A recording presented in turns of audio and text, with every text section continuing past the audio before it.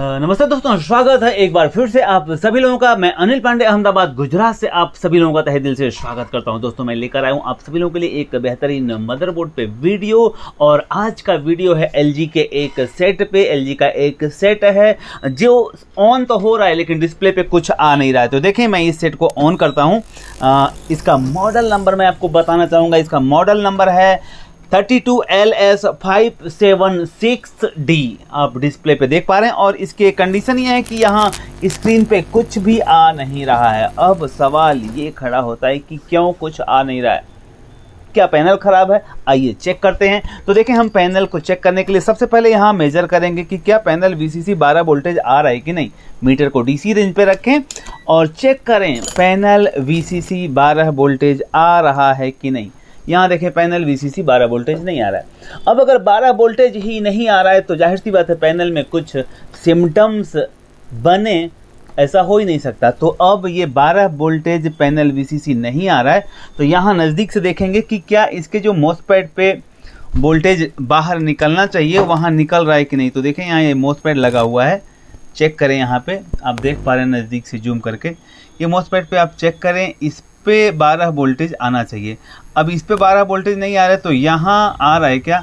यहाँ पे भी नहीं आ रहा है और यहाँ पे भी नहीं आ रहा है। अब अगर इस मॉसफेट के इनपुट पे भी वोल्टेज नहीं प्राप्त हो रहा है और आउटपुट पे भी वोल्टेज नहीं प्राप्त हो रहा है, तो जाहिर सी बात है पैनल VCC जब नहीं आएगा तो सेट ऑन नहीं होगा। अब मैं यहाँ बताना चाहूँगा कि अगर ये मॉडल मदरबोर्ड ध्यान से देख लें, अगर ये मॉडल मदरबोर्ड है तो यदि आपके मदरबोर्ड में यहाँ पे 12 वोल्टेज रिलीज नहीं हो रहा है और मॉसफेट के इनपुट पे भी 12 वोल्टेज प्राप्त नहीं हो रहा है, तो कहीं ज़्यादा परेशान होने की ज़रूरत नहीं है। सीधे आपको चेक करना है इस कॉइल पे, इस कॉइल पे कितना वोल्टेज प्राप्त हो रहा है। तो देखें, यहाँ इस कॉइल पे कोई वोल्टेज प्राप्त नहीं हो रहा है, क्योंकि जब इस कॉइल पे 5 वोल्टेज आएगा तो ये 5 वोल्टेज इस IC को मिलेगा और ये IC यहाँ पे 1.2 वोल्टेज निकालेगी, और 1.2 वोल्टेज जब यहाँ निकलेगा तभी यहाँ पे ये IC एक्टिवेट होगी और 12 वोल्टेज यहाँ मिलेगा। तो देखें, अब मैं यहाँ चेक करता हूँ कि यहाँ पे देखें, इस पर कोई वोल्टेज प्राप्त नहीं हो रहा। अब इस पर कोई वोल्टेज प्राप्त नहीं हो रहा है, इसका मतलब ये IC काम। तो यदि यहाँ पे 12 वोल्टेज नहीं मिल रहा है तो अडेप्टर लगाएं। अडेप्टर लगाने के बाद चेक करें यहाँ पे 5 वोल्ट प्राप्त हो रहा है कि नहीं। यदि यहाँ पे 5 वोल्टेज प्राप्त नहीं हो रहा है तो इसका मतलब ये IC 5 वोल्टेज नहीं बना रही। तो क्या इस IC को इनपुट वोल्टेज मिल रहा है, वो चेक कर लें आप। हमने चेक किया, इस IC को इनपुट वोल्टेज यहाँ 3.3 निकला, और यहाँ पे देखें कितना वोल्टेज है, यहाँ पे कितना वोल्टेज, और फिर ये बीच में देख लें, यहाँ पे 5 वोल्टेज कहीं प्राप्त नहीं हो रहा है। और जब यहाँ पे 5 वोल्टेज प्राप्त नहीं होगा, आप जूम करके देखें थोड़ा सा नज़दीक से, इस IC से यहाँ से 5 वोल्टेज इस कॉइल पे जाएगा, लेकिन इस IC पे 5 वोल्टेज तभी आएगा जब यहाँ पे इसको वोल्टेज इनपुट मिलेगा। इसके इनपुट पे ही वोल्टेज नहीं मिल रहा है। अब अगर इसके इनपुट पे ही वोल्टेज नहीं मिल रहा है तो यहाँ पे 5 वोल्टेज कैसे प्राप्त होगा। अब अगर आगे कहीं शॉर्टिंग होगा, हो सकता है कि ये 5 वोल्ट के आउटपुट पे कहीं शॉर्टिंग हो, तो ये पॉसिबिलिटी हो सकती है कि वोल्टेज ड्रॉप हो जाते हो। तो सबसे पहले इसके शॉर्टिंग को चेक करें कि कहीं पे शॉर्टिंग तो नहीं बता रहा है। चेक करें यहाँ पे,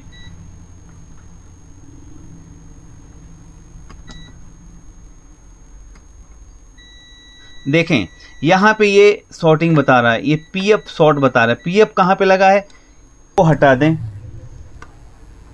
इस PF को हटाकर आपको एक बार चेक करना होगा कि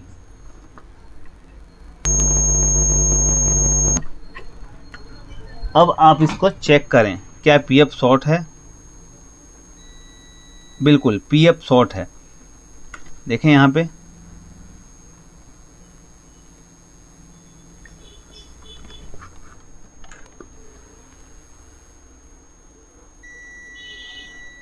PF शॉर्ट बता रहा है। अब जब PF शॉर्ट बता रहा है तो यहाँ की शॉर्टिंग हट जानी चाहिए।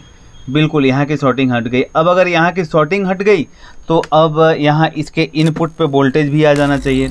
इसके इनपुट पे वोल्टेज आया क्या, देखें आप, वोल्टेज को रेंज पे रखें और यहाँ पहले टर्मिनल पे चेक करें कितना वोल्टेज आया।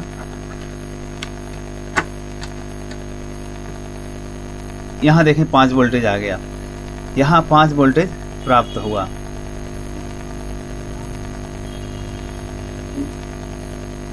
यहाँ पे देखें 12 वोल्टेज भी प्राप्त हो गया।